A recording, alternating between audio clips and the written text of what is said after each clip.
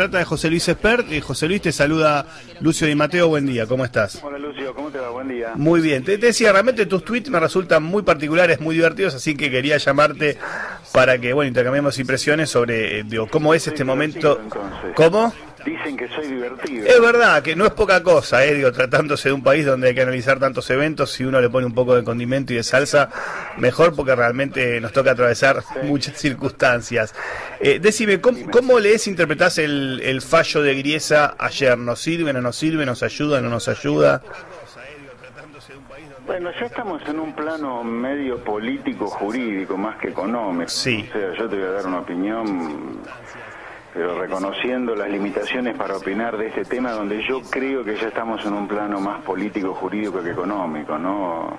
O sea, por ejemplo, yo me enteré hace un año que realmente para que un país pague su deuda y termine cancelando su obligación con el deudor, se tienen que dar una serie de pasos mayúsculos, y en el caso de Argentina, la obligación de Argentina se extingue cuando la plata llega al Bank of New York Guarantee. ¿Vos sabías eso? Yo no lo sabía. No, nos estamos enterando, nos estamos haciendo juristas internacionales todos de golpe. Bueno, entonces, esto te lo digo porque la cantidad de tecnicalidad, de tecnicismo jurídico, porque son contratos muy gordos los que se han firmado, implica que las opiniones de los economistas sobre este tema son relativas. Pero, digamos, habiendo hecho esta aclaración, te diría, el gobierno, desoyendo la orden de Griesa, que ya además está ratificada por la Corte del Segundo Distrito de Nueva York y por la Corte Suprema, no podía recibir el pago que mandó el gobierno ayer, porque si lo recibía tenía que embargar. Entonces lo que hizo Griesa fue devolverle la pelota políticamente hablando al gobierno. No, vos me mandaste de prepo la plata, sin la plata para los que están litigando y ganaron el juicio, bueno, yo te la devuelvo la plata. ¿Y esta estrategia jurídica del gobierno sirve para algo o es simplemente para ganar tiempo y encaminar la negociación con los fondos buitre? Yo creo que no sirve para nada. Yo creo que lo que hubiera convenido, porque también hay cuestiones jurídicas acá, hubiera convenido pagar cash este juicio y presupuestar en el presupuesto de 2015, así como se presupuestan un montón de gastos, que se presupueste los 15.000 millones de dólares que dijo la presidenta que va a costar el total de los que no aceptaron los canjes, más los ajustes de intereses y penalidades de 15 años. 15.000 millones de dólares es menos del 10% de la recaudación. Se presupuestan tantas tonterías en el presupuesto porque no presupuestar el pago de la deuda para evitar un default. Y yo el default creo que es bueno evitarlo, no por los buitres, por lo mismo que los buitres se mueran todos, digamos. Yo no tengo historia con los buitres, pero creo que es para la gente de a pie que conviene evitar un default, porque cuando tuvimos default nunca nos fue bien. La gente tiene depósitos en los bancos tienen títulos públicos, y si hay default, los títulos públicos no valen nada, los bancos valen menos, y yo no sé si la gente se queda con la plata en los bancos, ¿me entendés? Claro, otra cosa importante, Lucio, es el FGS del ANSES con el que se van a pagar las futuras jubilaciones está lleno de títulos públicos. ¿Cuánto vale el FGS de los futuros jubilados? O sea, ¿cuánto es lo que van a cobrar los futuros jubilados si vos haces un default? Yo creo que por eso es importante evitar un default. Además hay una cosa, con esto termino y dale con las preguntas que quieras, pero el tema de empezar a negociar en lugar de ir y pagar cash el juicio tiene el riesgo, aunque estés dentro del contexto del juzgado que te ha obligado a pagar, que alguien diga, mirá, de los que aceptaron los canjes, ¿no? Que alguien diga, están negociando una mejora respecto de lo que yo estoy cobrando, y te inicien juicio los que ya entraron al canje. Esa es la famosa cláusula Rufo, que supongo que la habrás leído en algún lugar. Sí. Bueno, entonces el riesgo que tiene esto es eso, ¿viste? Para mí. Y claro, ahí está la discusión, ¿no? Porque también los que opinan otra cosa dicen, bueno, pero en realidad Argentina negocia el pago, pero queda claro que es un pago al cual lo obligan, no es un pago voluntario. Yo te digo, como esto es un tema jurídico, yo he hablado con varios especialistas, abogados, obviamente, en temas de reestructuración de deuda, y la biblioteca está media dividida. Y como siempre en temas jurídicos, a favor y en contra. Sí. Distinto sería si vos vas y pagás cash, ahí no negociás nada, te comes el fallo, pum, pagás. En cambio, ponerte a negociar, algunos dicen que es peligroso. Bueno, ojalá que no lo sea, la verdad. Ahora, de cara a nuestra vida cotidiana, la verdad es que uno a veces en la coyuntura, en el día a día, pierde la noción, y por ejemplo los últimos años nos hemos acostumbrado a algunas cosas que quizás son positivas y otras no. A ver, nos acostumbramos a que había un buen nivel de empleo, aunque quizás los salarios no eran los mejores, nos acostumbramos a que cada año se crecía con respecto al anterior, aunque también con una inflación muy alta. Digo, si Argentina se encamina a resolver todo el tema de su deuda externa, bueno, Club de París, aunque algunos dicen que nos podría haber salido menos plata, el tema Repsol, ahora fondos buitre, a largo plazo, ¿qué beneficio se vería para la gente? Por ejemplo, ¿habría más créditos hipotecarios? ¿Habría más trabajo? ¿El tema del dólar dejaría de ser un tema porque estaría más tranquilo en cuanto a la volatilidad? Bueno, te respondo con tu pregunta. A largo plazo se vería todo eso. Ahora, en el corto, a lo mejor no ves todo eso. No es que viene el paraíso terrenal porque vos le pagues a los buitres o a los fondos que han ganado este juicio el juicio. Claro, ¿y el largo plazo cuánto es? O sea, digo, está bien, estamos haciendo todo este esfuerzo, digo, porque a mí la verdad el argumento de que hacer todo el esfuerzo para que lo vea la futura generación me suena un argumento flaco. Ahora, si vos me decís 2 años, 3... Más allá, corto o largo plazo, ¿sí? Vos te endeudás porque querés. Nadie te obliga a endeudarte. Entonces vos tenés que tratar los contratos que firmas de deuda, ¿no? O sea, si no querés tener buitres, no tengas deuda. Si no querés tener deuda, no tengas déficit. Y si no querés tener déficit, que haya una clase política más presentable la que tenemos, que con todo lo que recaudan no hagan déficit. Porque si no gastas más de lo que recaudas, haces déficit. Si haces déficit, haces deuda. Algún día de la deuda no lo pagás, entras en default. Y siempre que hay default del buitres, así como... Sí, que fue como terminó el proceso del 2001-2002, sí. Así como y que se va encaminando. Alrededor del Estado hay empresarios que hacen negocios inescrupulosos. Muchos. El vicepresidente de la Nación, etcétera, etcétera. O sea, no nos engañemos. Alrededor de los negocios gordos de un país, ninguno es un santo, digamos. O sea, vos no querés tener buitres, no tengas deuda. Entonces, si tenés deuda, pagala. Sí. Y más después de haberla reestructurado, digamos, ¿no? No, es que además, a ver, puede ser cierto el argumento del gobierno de que es deuda que tomaron otros gobiernos, pero no importa. Pero no importa. Es uno solo. En realidad, claro, la continuidad jurídica es la República Argentina y eso es lo que le importa a los acreedores. Claro, pero escúchame, aparte hay una cosa.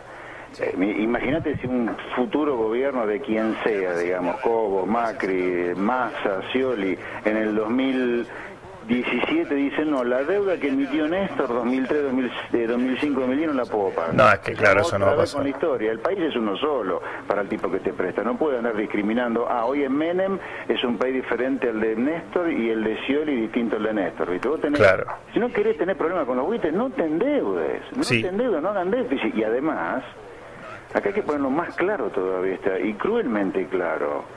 A ver, hoy el Estado recauda 1,5 billones de pesos y tenemos el quinto peor déficit fiscal del último medio siglo. ¿Por qué no perdón, yo te hago una pregunta. ¿Y en qué la gastamos? Pues la pregunta es si recaudamos tanto, porque la gente tiene la misma sensación, dice, cada vez me cobran más impuestos. Sí. Y la pregunta es, bueno, ¿y en qué la gastamos? Y mira, el grueso es mal gasto, porque vos tenés 500.000 millones del 1,5 billones, 500.000 millones de pesos en un tercio. Público. Un tercio en empleo público, que supuestamente el empleo público es para devolverle la plata de los impuestos a la gente con bienes públicos. Subsidios a los pobres, justicia, seguridad, educación pública básica y salud pública básica. Después tenés 200.000 millones de pesos que entre lo que es lo que sería mal llamado, bien llamada, como quiere, la patria contratista, los que hacen obra pública y lo que les venden bienes y servicios al sector público. Después tenés ya casi 300.000 millones de pesos de jubilaciones y pensiones. Sí. Después tenés unos 50.000 millones de pesos de intereses de la deuda pública. Y bueno, ahí te vas acercando. Y ahí se va, sí. Lo que pasa es que me parece que si hay que hacer un recorte, hay que hacer un recorte fino, ¿no? Pero, jubilaciones y pensiones, ¿cuánto podés sacar si realmente tampoco están en un nivel tan alto? Mira, yo te diría, sigamos la lógica. El artículo 75 de la Constitución es clarísimo. La deuda externa la arregla el Congreso, el crédito público lo arregla el Congreso y el presupuesto de gasto lo fija el Congreso. Ellos saben mejor que nosotros qué gastos aumentaron, porque son los que sancionan el presupuesto, son los que hacen tomar crédito público y son los que, según la Constitución, hacen el arreglo de la deuda externa. Que ellos decidan en qué van a gastar los impuestos del año 2015 y pongan en ese presupuesto algo para evitar el default. Es un seguro anti-default, viejo. Pongan un seguro anti-default. Nadie les pidió a ustedes que hicieran déficit y que tomaran deuda. Bueno, en su momento se empezó el fondo anticíclico, finalmente nunca lo concretaron. Le recuerdo a los oyentes oyentes que estamos hablando con José Luis Esper, que es economista, y aprovechamos para preguntarle por el nivel de inflación. En los primeros 5 meses del año, el INDEC midió aproximadamente un 15%. ¿A vos qué número te da y en cuánto crees que va a cerrar el 2014? Mira, el anualizado del primer semestre está en 37%, el anualizado, digamos, ¿no? Sí, es decir, mayo-mayo, 2013-2014. Yo creo que la inflación va a bajar un poco ahora, la mensual, ¿no? La mensual. La anual no te va a bajar tanto por una cuestión de arrastre, digamos. O sea, si anualizado el primer semestre da 37, creo que el segundo semestre anualizado a lo mejor da 32, 33, un poco menos. El año diciembre creo que va a terminar entre 35 y 36%, una inflación realista, digamos, ¿no? Sí. No la del INDEC, obviamente, la del INDEC va a terminar más abajo porque ya han empezado a dibujar los números. Ahora, es muy alto, ¿no? O sea... Sí, claro, es muy alto, vos tenés que bajar esa tasa de inflación, digamos, no. Y claramente ha fracasado el apretón monetario que hicieron. ¿Por qué? Porque no es creíble el apretón monetario, porque el apretón monetario es hijo de un verdadero desastre que tenés en materia fiscal. ¿Por qué un desastre? Porque tenés una recaudación récord histórica, la gente ahogada pagando impuestos y tenés el quinto peor déficit fiscal en medio siglo. Claro, a mí me preocupa cuando veo algunos datos comparativos de que, por ejemplo, dicen que Brasil tiene problema de inflación y tiene 7-8%. Y en Argentina se está ubicando, según vos decís, bueno, a fin de año estará 35, 36, ponele 30, 25 que diga el INDEC, aún siendo 25, es un número muy alto. Estás entre los 10 primeros países de inflación del mundo, pero bueno, lamentablemente, viste, esta gente piensa que el problema inflacionario es de empresarios malditos, mercados concentrados, viste, cuando está demostrado empíricamente que es un problema monetario, más de credibilidad del ajuste monetario que haga. Yo, a ver, ahí no coincido con vos. Creo que una de las razones es que hay sectores cartelizados y que manejan los precios como quieren. Pero la verdad es que eso estuvo siempre y hubo años en los que la inflación fue menor. El tema que me preocupa es, digo, más allá de... Siempre la inflación es multicausal y vos podés poner mayor hincapié en un factor o en otro. Pero, digo, ¿cómo...? Claro, el tema es cómo, la pregunta que te voy a hacer como economista, ¿cómo haces para desindexar y desdolarizar la mentalidad de los argentinos? ¿Se puede conseguir esto? Sí, claro, por supuesto que sí. Pero claro, tenés que matar la inflación para eso, digamos, porque si no, viste, vivir discutiendo siempre el mismo círculo, es el perro que se muerde la cola. Vos no bajás la inflación, la gente dice, tenés inflación con dólar quieto, el dólar se atrasa, compro dólar porque un día vas a devaluar, y nunca sacás la mentalidad esta. Mentalidad que además se ha exacerbado como consecuencia de todas las confiscaciones y robos que los gobiernos le han hecho a la gente, digamos, ¿no? Cuando vos tenés un plan Bonex, cuando la gente tiene depósito en la gente, viene el gobierno, mano militar, y te lo cambia por un bono. Sí, o el corralito algunos años después. Claro. El desastre que hizo Cavallo con el corralito primero, porque hay una cosa que hay que decir acá, que Cavallo miente. No hubiera habido nunca corralón sin corralito previo. Porque era imposible abrir el corralito después que lo habías impuesto. La gente iba a salir como loca a comprar dólares después del corralito. Claro, es que eso es lo que tiene, yo me cansé de explicarlo ante la gente que me preguntaba por el cepo cambiario, es el problema de las restricciones económicas. Una vez que vos ponés la restricción económica, en general tiende a aumentar el nivel de restricción y después lo más difícil es desandar el camino hacia atrás. Pero obvio. Cristina en el 2011, cuando lanza el cepo, el mercado, ¿qué pensó en el 2011? Bueno, acaba de haber una devaluación después que Cristina asuma. Y no. Bueno, entonces apostó que Argentina iba a devaluar, hubo una corridita y el gobierno, en lugar de devaluar y hacer un plan de inflación, le puso el cepo, y ahora anda a sacar el cepo, digamos, con el dólar atrasado, ¿viste? Claro, ¿y cuánto crees que puede tardar en levantarse el cepo cambiario?